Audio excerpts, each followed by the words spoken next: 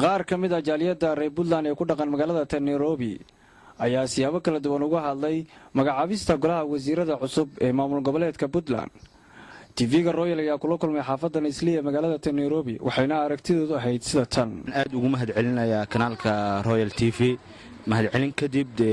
fikradeedu iska cadaho mataqaan dad hormaray waa in la taageero sababtoo ah Soomaali dhan baa ku dayanayso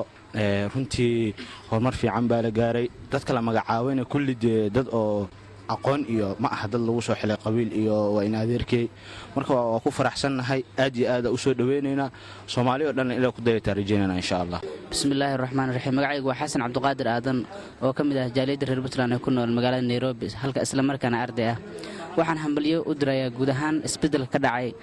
Puntland oo ugu horeeyay madaxweynaha gudoomiyaha baarlamaanka iyo golaha wasiirada run ahaantii waxaan isdhihi karaa waa isbedel horumar leh maadaama ay golaha wasiirada ka muuqdaan dad aqoon dheeraad leh sida aan ka xusi karo Dr. Maxamed Cali Faarax daas saadiqeen sida iga muuqata wasiirada iyo wasiir ku-xigeenada la magacaabay sida badankooda aan ka warhayo waxa weeyaan waa dad professor oo jaamacad ka soo baxay oo muxuu ahaa Puntland wax ka bedeli karo si fiican baan u soo dhaweynaa hadaan nahay bulshada ku nool magaalada Nairobi. Alaykum dhamaan salaamaya bahda Puntland Soomaaliya oo dhan bahda saxaafadda ee Royal TV dhamaantood salaamaya anoo ku faa'iideysanay fursadan qaaliga oo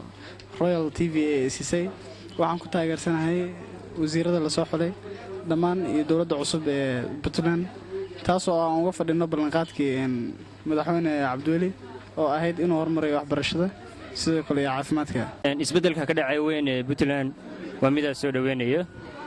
ha ahaado dhan madaxweynenimo dhan ahaado madaxweyne ku xigeen ha ahaado